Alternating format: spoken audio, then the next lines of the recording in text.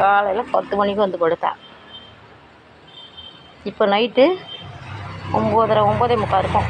அதை சிங்க பொண்ணு உள்ளார ஓடுங்க பாருங்க, நல்லா இட்டிடுச்சு. அது ஹாஸ்பிட்டல் வெளிச்சத்தினால அப்படி இருக்கும். மற்றபடி மணி 9 மேலே ஊர் அடைஞ்சிடுச்சு. இந்த டைகருங்க 10 மணிலேருந்து இங்கே உட்காந்துருக்கு. இந்த பிளாக்கி வெளியே வரும்னு மற்ற விஷயத்துக்கு. இது கூட அந்த மஞ்சள் என்ன செய்யும், டைகருக்கு இன்னொரு ஒய்ஃபு அது என்ன செய்யும், பிளாக்கியை கடிக்கும். பிளாக்கிக்கும் அதுக்கும் 7:30 போட்டோம் சண்டை நடக்கும். நம்ம வந்துங்க பகல் பூரா இதை பராமரிக்கிறோம். நைட்டில் இதுக்கிட்ட என்ன பிரச்சனைன்னா படப்படுத்திருக்க. இதுலேயே வந்து சில லேடிஸ் பிரச்சனைகள்லாம் எனக்கு வச்சுக்கோங்க, எல்லாமே கவுள் அடிக்குதுங்க. என்ன பராமரிக்க முடியல. என்னன்னு கேளுங்க. பிறகு காலில் புண்ணு, இதில் இன்ஃபெக்ஷன் ஆகுது. இதுக்கிட்ட வந்தாக்கா இப்போ 10 நாளாக தீக்காயம். அம்மா 80 வயசுக்காரங்க, அவங்கள வச்சுக்கிட்டு இந்த கவுச்சி வீட்டுக்கு எதனா வந்தால் மூக்க பிடிக்கிறாங்க. சரின்னு பொழுது சகிச்சுக்கிட்டு நான் வந்து பராமரிக்கணும்னு வச்சுக்கோங்களேன். இப்போ மணி 10 போதுப்பா. வந்து இதோட 14 ஊசி போட்டிருக்கேன் காலுக்கு. இந்த ஸ்லீப்பிங் டோஸ் கொடுத்துருக்காங்க. மாத்திரை போட்டு என்ன செய்யுது, இந்த மண், இந்த எம்சாண்டு வச்சுட்டு படுத்துக்குதுன்னு வச்சுக்கோங்க. நான் எப்படி நான் சுத்தம் பண்ணுறது சொல்லுங்கள். என் நிலமை யாருக்காவது தெரியுமா? அதனால் என்ன செய்யுது, மனசை கல்லாக்கிக்கிட்டு மதியானம் பிஸ்கெட் வச்சேன். நேற்று அம்மாவாசை அன்றைக்கெல்லாம் சாம்பார் சாதம் எது வச்சாலும் சாப்பிட்டோம். பிளாக்கி நாங்கள் எது வச்சாலும் சாப்பிட்டோம். மற்றவங்க வீட்டில் சாம்பார் சாதம் புளி சாதம் வச்சா கண்டிப்பாக சாப்பிடாது. ஆனால் நான் வச்சேன்னா அது சாப்பிடணும். தயிர் சாதம் மற்றவங்க வீட்டில் அசைவம் தயிர் சாதம் வச்சா சாப்பிடும். முட்டை அதெல்லாம் சாப்பிடும். ஜனங்களுக்குங்க இப்போல்லாம் வந்து கருணை சிந்தனை குறைஞ்சிட்டு வருது. நான் இந்த பிளாக்கி கதையை வச்சு இன்றைக்கி உங்களுக்கு ஒரு கதை சொல்ல போகிறேன். நீங்கள் கேளுங்க. அந்த கதை நியாயமா இல்லையா? நான் என்ன செய்ய முடியும்? இப்போ நான் தூங்கணும். இதை இங்கே உச்சா விட்டுட்டு காலைல கழுவி தள்ளுற நிலமையில என் கால் இல்லை, என் உடல் நலம் இல்லை. சரியா? எங்கள் அம்மா 80 வயசுக்காரங்க. நம்ம எதுக்குன்னு 4 நாளாக வருது. அதனால மனசை கல்லாம் இட்டு கொட்டி விட்டுருவோம். கழிட்டு விட்டுரும். கதவு திறந்து அது கொஞ்ச நாள் இது விட்டு ஆவாட்டிட்டு எங்கேயாவது ஒரு பதிமூணு ராத்திரில உடம்பு ஏதாவது குறைஞ்சிருக்காங்க பதிஞ்சிடும் நைட்டில். அது ஒரு 2 வீடு இருக்குது எனக்கு தெரியும். 10 மணிக்கு, ஏன்னா நான் 9 இடத்துக்கு தான் எழுந்திருப்பேன். அப்போ தான் வெளியே வந்து குடுக்குடு கூடேருந்து வீட்டுக்குள்ளார போந்துடும். ஏந்திச்சு தின்னு முதல்ல நிறைய உனக்காக தான் கதவு சாத்தாமல் பூட்டாமல் உக்காந்துக்கிட்டு.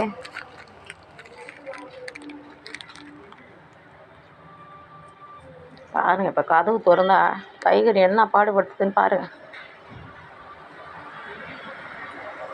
இந்த பிஸ்கெட்டு இது உள்ளாரையே உட்காந்துக்கிட்டு திங்குதுன்னு வேறு 10 வருஷமாக இதுக்கு ஆத்திரம். அந்த கோபத்தில் வேறு கடிக்கும் இதை போட்டு. சும்மாங்க. ஐயோ, இதை மாதிரி சுயநலமான நாய்க்குட்டி நான் பார்த்ததே இல்லைங்க. டைகர் மாதிரி அப்படியே கடிக்குதுங்க. பாயிண்ட்டாக கடிக்குதுங்க இந்த பிளாக்கியை. விட்டுடு, அது வயசாகிடுச்சுன்னா அதை விட்டுட்டு போனீங்க. நீ இதுக்கு பாயிண்டில் கடிக்கிற. ஐயோ, அந்த மஞ்சளும் இதுவும் சேர்ந்துட்டு பிறக்குங்க. இருந்தாலும் நம்மளால் உள்ளே வச்சுக்க முடியாத சூழ்நிலைங்க. நம்மளுக்கு உடம்பு சரியில்லை. எங்கள் அம்மா கூட சொல்கிறாங்க, இதுக்காக அம்மா நாளைக்கு உட்காந்துருக்கேன், முது ஒலிக்குது. சரி பாவம் ஒரு ஜீவன் சொல்லிட்டு உட்காந்துருக்கப்பா. திறந்து விட்றான் காட்டு பாரு. பிஸ்கெட் முடிச்சிடும். பிளாக்கியே என்ன வேணுமா பிஸ்கெட்டு? இது வேணுமா? சாப்பிட்றியா? வேணாமா? வேணுமா? இரு பிரித்து தரேன். சாப்பிடு சீக்கிரம் சாப்பிடுப்பா. மணியாவதுப்பா, 10ஆவதுப்பா. நான் போய் தூங்கணும்ப்பா. பிளாக்கி ஏந்தி. இதெல்லாம் சொன்னதும் ஏன் சொல்லுவோம், அதுக்கு தெரியும்ல. டெய்லி தான் பிளாக்கிமா ஓடி பிளாக்கிமா தூங்கணும். பிளாக்கி ஏன்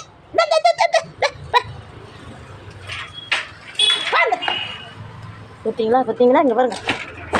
அடித்தா கூட போதுங்க. 2 உள்ள சேர்ந்து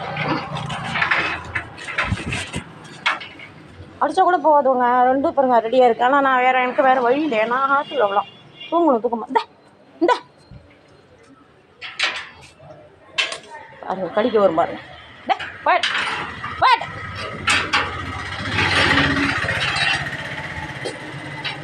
பிளாக்கி ஓடு. பிளாக்கி என் உயிர் தான். பிளாக்கி எனக்கு முக்கியம். ஓடு பிளாக்கி, ஓடு எடுத்து ஓடு பிளாக்கி. ஏன்னு சொல்கிறேன்ல காலையில் பாருங்க. ஏன் ஒரு திருச்சி பசங்க உங்களுக்கு கிடைக்கலையா? சனியனோட இது நிம்மதி கெடுத்து ஏன் நிம்மதி கெடுக்குறீங்க தூங்க விடாம? விடிய ஏம்மா ஓட்ட. நீ போய் அங்கே இடத்துல போய் பார்த்து. ஐயா ஏந்தடிங்கிறனே. இதெல்லாம் உச்சா விட்டு வச்சு நாரடிக்கிறது. சரி கூட நான் தோற்று விட்டுட்டு வரேன் இரு.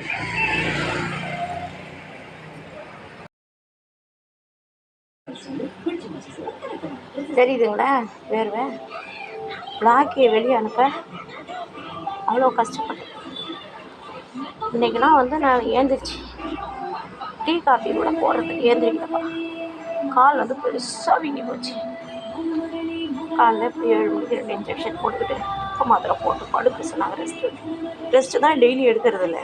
அம்மா இருக்குது, பால் வாங்க போகணும், காஃபி டீ தூள் வாங்க போவேன், கருப்பி பிஸ்கெட் போட வருவேன்.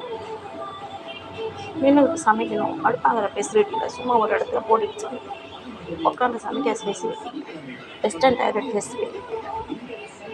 10 நாளாவது நான் தூங்கி வலி ஒரு பக்கம் எரிச்சு ஒரு பக்கம் வெயில் ஆச்சு. எந்த மாதம் ஏன் இப்போ இந்த நேரத்துக்கு பேசுகிறேன்னா, பெண்களோட வாழ்க்கை எப்படி இந்த நாய்ங்க மாதிரி தான் பாதிக்கப்படுது. நாங்கள் ஒரு நாய் என்னால் இரவில் பராமரிக்க முடியல. வீடு ஃபெசிலிட்டியில் சின்ன வீடு, 10க்கு 10 ஒரு ரூமு, அதில் தான் நானே எங்கள் அம்மா எல்லாம் படுத்துருக்கோம், பப்பு எல்லாம் படுத்துருக்கோம். சம்டைம் கருப்பியை பப்புவை கடிக்க வரும். பப்பு எங்கள் உயிர், அதனாலே அதை வெளியே தூக்கிட்டான். அப்போ தான் பப்பு வர டைம். பப்பு இது இல்லைன்னா அவன் வரமாட்டான். அவன் சின்ன குழந்தை தானே. இந்த 13 வயசு பொண்ணு, அது 2 வயசுக்குள்ள. பெண்கள் வாழ்க்கை இப்படி தான் போயிட்டு இருக்கு ஃப்ரெண்ட்ஸ். அதனால தான் உங்கள்கிட்ட இந்த நேரம் பேசுகிறேன். இன்றைக்கி கொல்கத்தா டாக்டர் இருக்காங்களே, என்ன நடந்துச்சு? என்ன அந்த சாவுக்கு தண்டனை கிடச்சிது சொல்லுங்க? அதுக்கு காரணம் அந்த ஒருத்தனா கிடையாது. அது பல பேருடைய தூண்டுதலால் நடந்த ஒரு விஷயமா தான் இருக்கும். பேச திருப்ப பல விஷயங்கள் நடந்திருக்கு. சரிங்களா? இப்போ ஒரு நாயை வெளியே தோற்றமுல என்னால், என்னை இழுத்து சிம்பிளாடி உள்ளே தான் வந்து கொடுப்பாங்க. நம்ம சூழ்நிலை அப்படி. நமக்கு இந்த காலில் இன்ஃபெக்ஷன் ஆகிடுச்சு, எங்கள் அம்மா வயசானவங்க இன்ஃபெக்ஷன் ஆகிடுச்சு, அது பாட்டுக்கு வேணும் வச்சுக்கோம், உச்சா போய் வச்சுக்கோங்க. நான் அள்ளி எல்லாம் நான் ஷெட்டராக வச்சுருக்கேன். ஆனந்தி வெங்கட் மேடம் மாதிரி, இந்த கிருஷ்ணவேணி மேடம் ஷெட்டர். நம்ம படித்த படிப்புக்கு அதெல்லாம் செய்ய முடியாதுங்க. ஏதாவது இனிமேலுக்காவது வேலைக்கு போய் ஏதாவது வாழ்வாதாரத்தை கூட்டணும்னு நினச்சிட்டு நினச்சோம், எல்லாத்தையும் விட்டுட்டோம் லைஃப். சரிங்களா? என்னை எடுத்துக்கோங்க. ஒரு கல்லூரியில் ஒரு துறை தலைவராக இருந்தேன். ஆஃப்டர் பிஹெச்டிக்கு அப்புறம் 7 இயர்ஸ் சர்வீஸ் சார். வன்னியர்களின் அறக்கட்டளை அப்படிங்கிற ஒரு சார்புடைய அந்த கல்லூரி. டாக்டர் ஆர்ஜி வன்னியர்கள் பாமகவில் ஒரு 3வது 4வது மெம்பர் அவர். டாக்டர் மருத்துவர் ராமதாஸ், அன்புமணி, காடுவெட்டி குரு. அடுத்த பர்சன் தான் இவர் டாக்டர் கோவிந்தசாமி. அவருடைய தாளாளராக இருந்த ஒரு கல்லூரியில் ஒரு வன்னியர் பெண் நான் இப்படி கருவறுக்கப்பட்டு இவ்வளோ வாங்கிட்டு ஒரு பெண்ணை திருமணம் ஆகின்ற வகையில் ஏமாற்றி போலீஸ்க்கு போகிற வரைக்கும் முதல்வர் ஏன்னு கேட்கல, எல்லாம் சகஜமாக போயிட்டே இருக்கணும் அப்படின்றானுவோ. எல்லாம் மனசு ஒப்புல. எனக்கு ஒரு திருடனை வெளியில் விட்டு வச்சோம்னா அவன் 10 பொம்பளைங்க வாழ்க்கை அழித்தான். நம்ம வாழ்க்கை போயிடுச்சு. அப்பயே 40 வயசு கேஸ் போடும்போது என்ன புதுசாக இருக்குன்னு சொல்லிட்டு தான் நான் வழக்கு பதிவு இன்ன வரைக்கும் கோர்ட்டில் நிற்கிறேங்க. 8 வருஷம் அது நீதிமன்றம் நியாயம் சொல்ல மாட்டேங்குது, எனக்கு விரைந்து முடிக்க மாட்டேங்குது. சும்மா சொல்லுவாங்க பெண்களுக்கு எதிரான விசாரணைகள் எல்லாம் முடிக்கப்படும். எதுவுமே முடிக்காது. திமுக ஆட்சி ஆகட்டும், எந்த ஆட்சியும் எதுவுமே முடிக்காது. நம்ம இப்படியே வேதனைப்பட்டு அவன் என்ன கம்மின்றானா அன்றைக்கி நம்ம கொஞ்சம் சின்ன சந்தோஷம் அது கிடைக்கல. எப்படி இந்த பிளாக்கி எப்படி 4 நாய்ங்க கடிக்கி தொந்தரவு பண்ணுவோம், அதுபோல தான் இன்றைக்கி பெண்களின் வாழ்க்கை இருக்குது ஃப்ரெண்ட்ஸ். 10 மணி அது பிளாக்கிக்காக இன்னும் உட்காந்து, இல்லாட்டி நான் 7 மணிக்கு தூங்கிடுவேன்.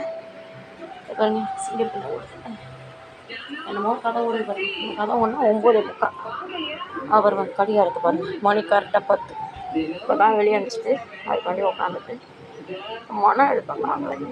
நோய் ஒரு பக்கம், டிப்ரெஷன் ஒரு பக்கம்.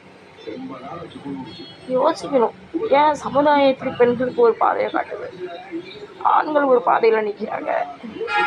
எல்லா ஆண்களும் அப்படி இல்லைன்னு சொன்னாலும்